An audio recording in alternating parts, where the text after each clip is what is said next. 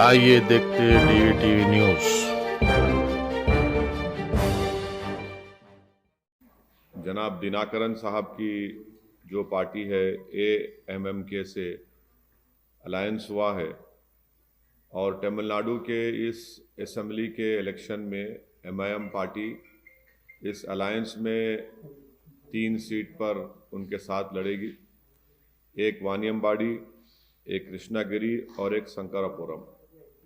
और साथ ही साथ हम इस अलायंस का हिस्सा हैं। हम लोग जॉइंटली इलेक्शन कैंपेन करेंगे और हमारी 12 तारीख को चेन्नई में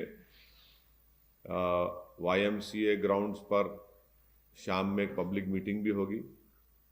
और आज आपको मालूम होगा कि हम लोग इस अलायंस में साथ हैं और हमारी पूरी कोशिश होगी कि तमिलनाडु की पॉलिटिक्स में जो हमेशा DMK लेड अलायंस या ADMK लेड अलायंस होता है, तो एक थर्ड अल्टरनेटिव के तौर पर मुझे यकीन है कि मिस्टर दिनाकरन की लीडरशिप में AMMK या AIMIM और दूसरे जो पार्टीज इस अलायंस में होंगे, हम लोग एक थर्ड अल्टरनेटिव बनकर तमिलनाडु की आवाम को के पास जाएंगे।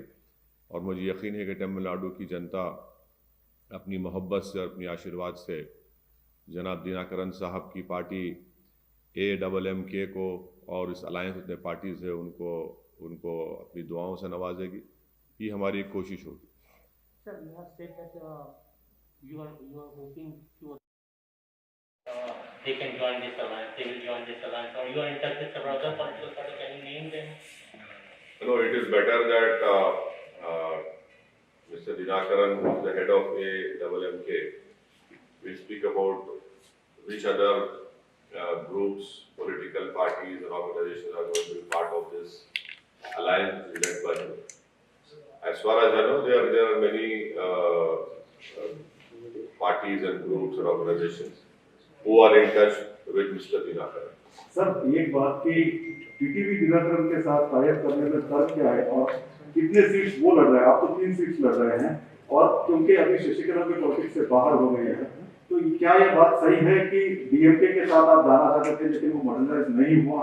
और अब दिनाकरन का कितना जो है होल्ड है सर तमिलनाडु पॉलिटिक्स में, क्योंकि एक सीट पे वो जीते हैं, तो आपके कुछ क्योंकि you are known party all over India, तो उनके साथ क्या दिखा है आपको?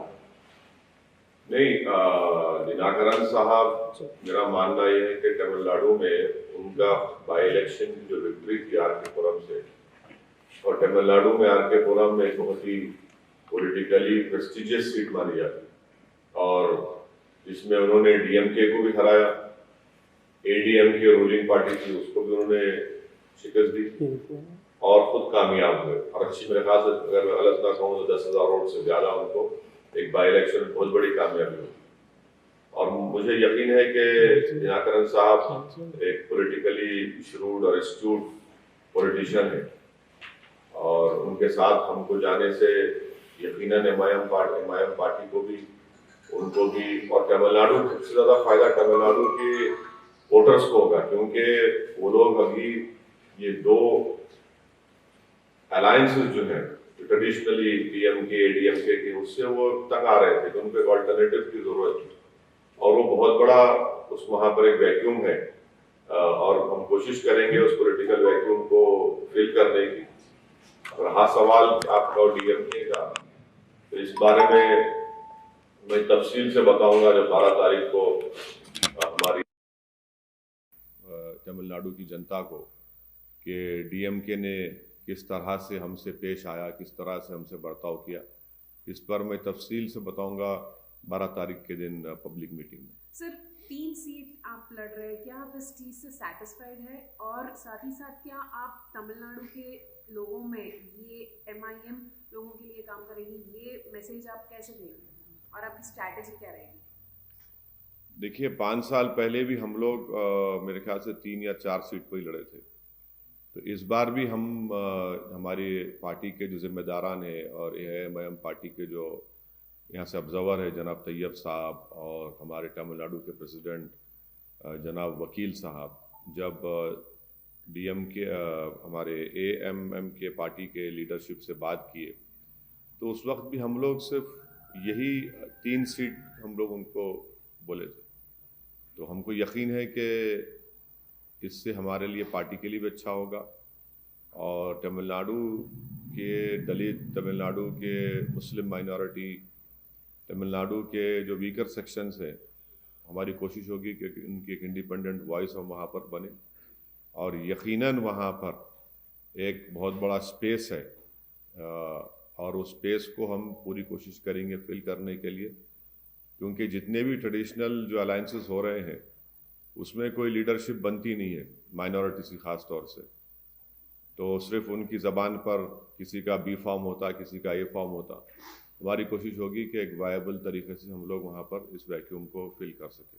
सर, आप तमिलनाडु में डीएमके से पहले बातचीत चल रही थी, वो किन्हीं वजहों से नहीं पूरी हो पाई। बंगाल में भी चल रहा था, तो एक आपको ऐसा लगता है कि एक ऐसा पॉलिटिकल वो नेक्सस काम कर रहा है, या ऐसे लोग काम कर रहे हैं जहां जहां आपके जिस सूबे में स्ट्रॉन्ग स्टेक होल्डर्स के साथ आपकी बात चल रही है उसको डाइल्यूट कर दिया जा रहा है, उसको एक तरह से खराब कर दिया जा रहा है। तो क्या आपको लग रहा है कि मौजूदा पॉलिटिक्स में आपको कुछ लोग, कुछ सियासी धड़ा आपको अछूत की तरफ बिहेव कर रहा है? नहीं, ये तो बिल्कुल सही है कि भारत की पॉलिटिक्स में बड़ी अनफॉर्चुनेट बात है कि हर कोई ये समझता है कि एआईएमआईएम एक अनटचेबल पार्टी है। एआईएमआईएम से अगर अलायंस छोड़ी, अगर बातचीत भी करेंगे तो हमारा मेजॉरिटी कम्युनिटी का वोट हमसे भाग जाएगा। और ये ज़्यादातर जो अपने आप को जो पार्टीज जो सेकुलर कहती हैं उनको लगता है। दूसरा ये है कि उनको एक फीलिंग ऑफ इनसिक्योरिटी है कि स्पेशली मुस्लिम माइनॉरिटी का जो यूथ है वो काफ़ी एमआईएम से जुड़ा हुआ है, क्योंकि उसके होप्स, एस्पिरेशंस, उसमें एक चर्निंग है।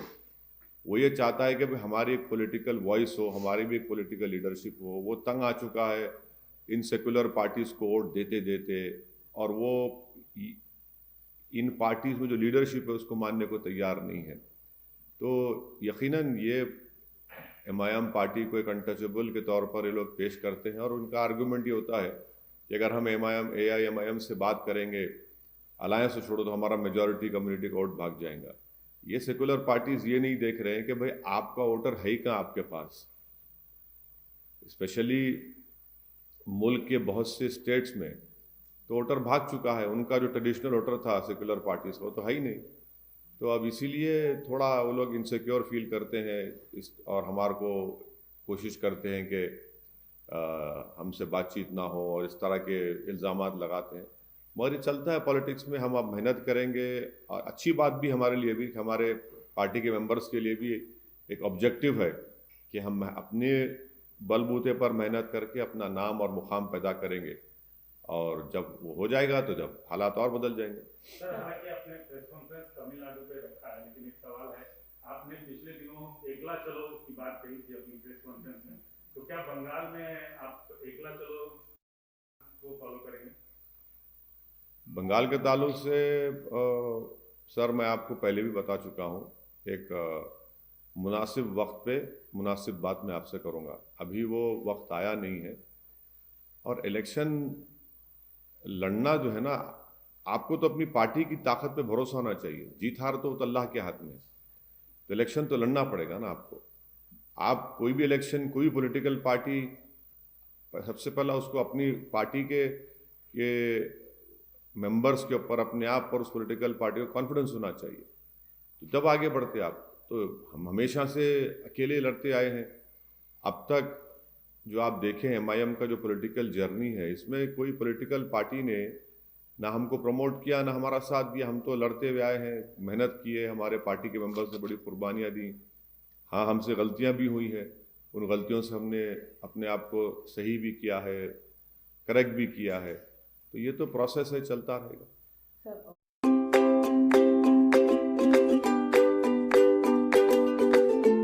Every child's success story starts here, like a multifaceted diamond.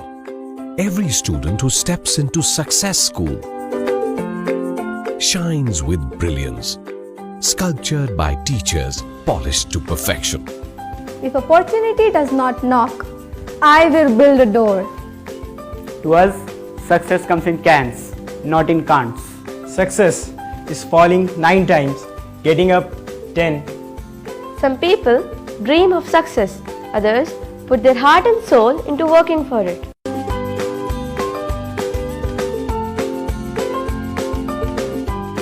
Success, finding oneself.